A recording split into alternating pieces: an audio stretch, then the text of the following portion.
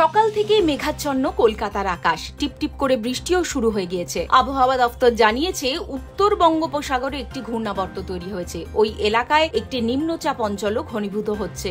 এসবের জেরেই বৃহস্পতিবার থেকেই ভারী বৃষ্টি শুরু হবে দক্ষিণবঙ্গে। কোথাও কোথাও অতি ভারী বৃষ্টি হতে পারে, সঙ্গে পাল্লা দিয়ে ঝড়। কলকাতাতেও বজ্রবিদ্যুৎ সহ ঝড় বৃষ্টির সম্ভাবনা। বৃহস্পতিবার কলকাতা সহ দক্ষিণের সব জেলায় ঝড় বৃষ্টির সতর্কতা জারি হয়েছে। সঙ্গে ঝোড়ো হাওয়া বইতে পারে ঘন্টায় 30 থেকে 40 কিলোমিটার বেগে। 24 পরগনা এবং পূর্ব মেদিনীপুরে অতি ভারী বৃষ্টি হতে পারে।